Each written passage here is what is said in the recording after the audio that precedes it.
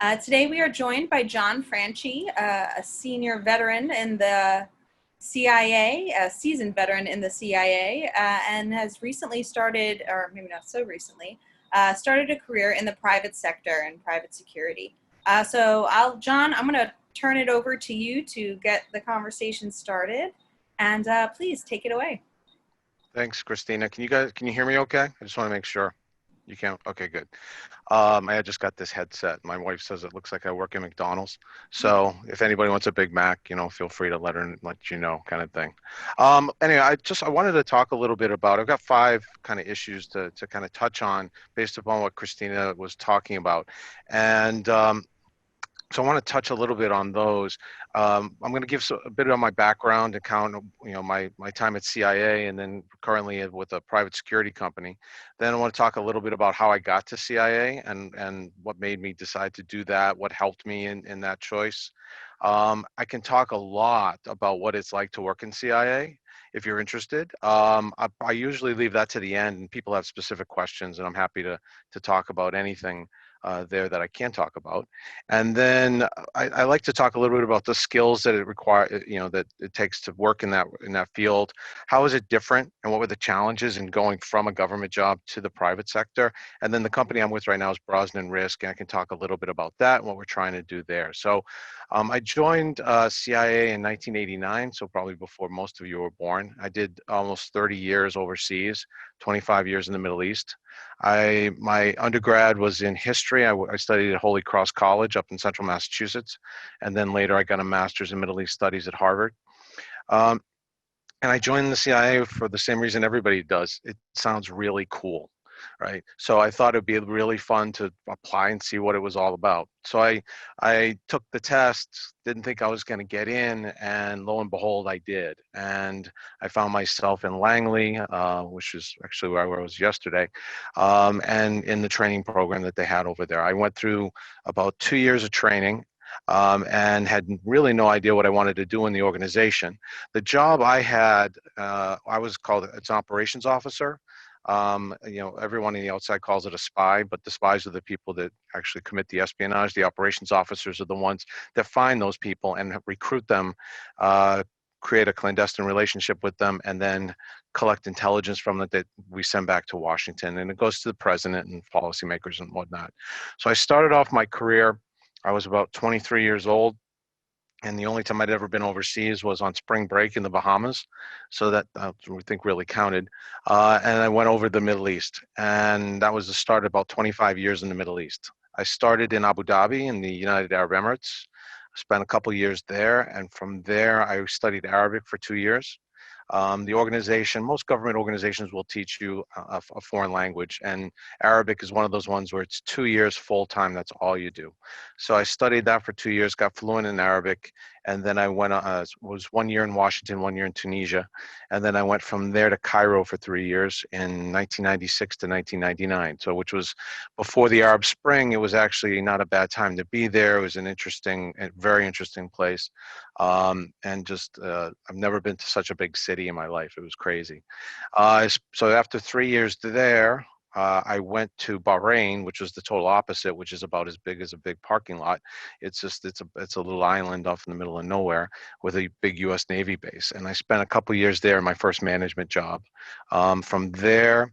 I realized I did not want to go to Washington, and I ended up going to grad school. That's when I went to Harvard and studied Middle East studies and Islamic philosophy, which was uh, my wife even asked me to this day, why did you bother studying Islamic philosophy? But it was really useful because that's when 9/11 happened. The second day or third day when I was in school, I started the program, 9/11 happened. And when I graduated that program, I was one of the only ones in the organization that had that kind of depth of knowledge in Islamic philosophy. So as you can imagine, that charted the rest of my career, working on counterterrorism issues throughout the Middle East.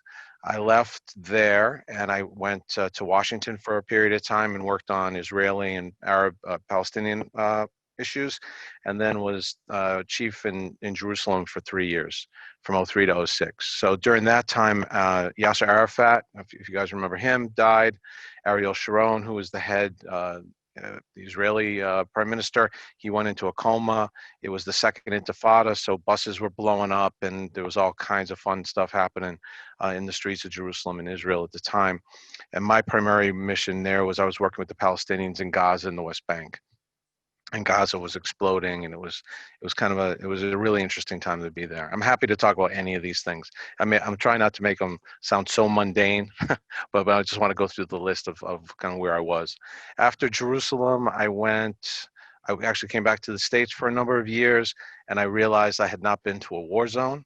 So I ended up going over, I went to Libya for a period of time. Then I spent 2 years in Yemen during the problems there.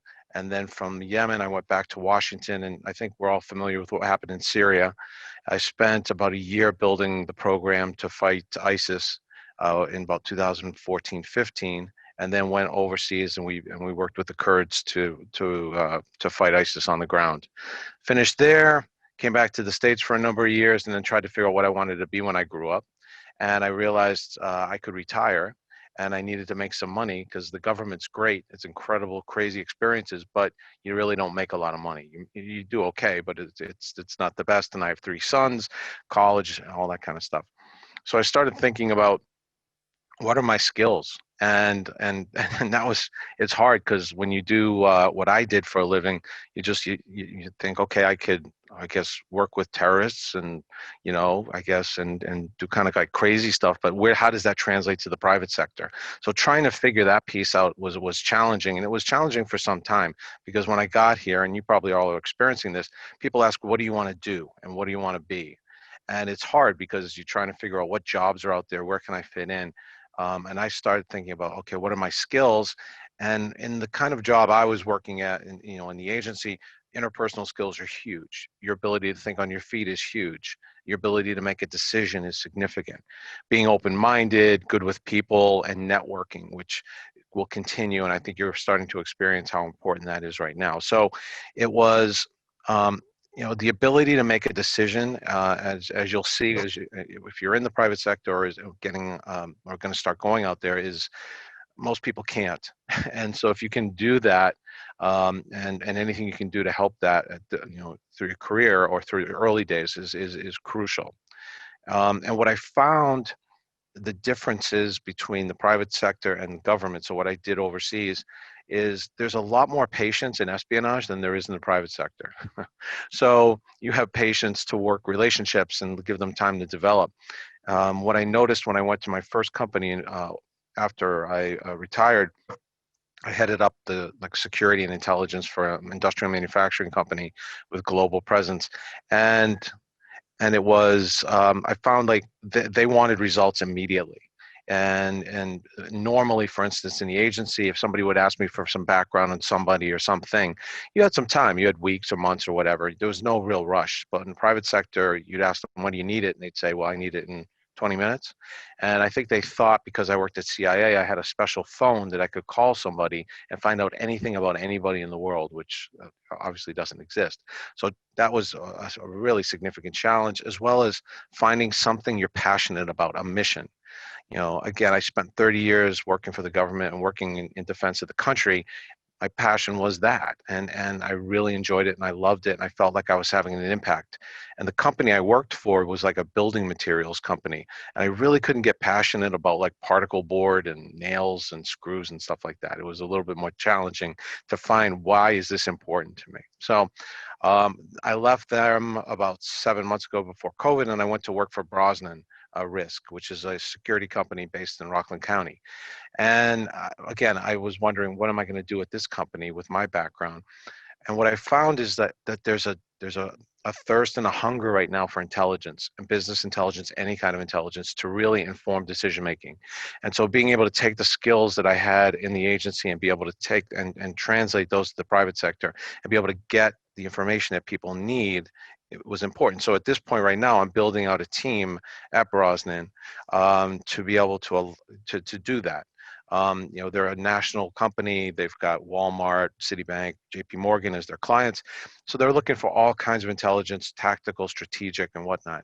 And what I'm trying to bring into that is not only a strategic capability, look over the horizon, but to give young analysts and whatnot the opportunity to kind of see, to learn like how to do the trade, and as well as give opportunities for people to maybe get to the agency if they're interested in that.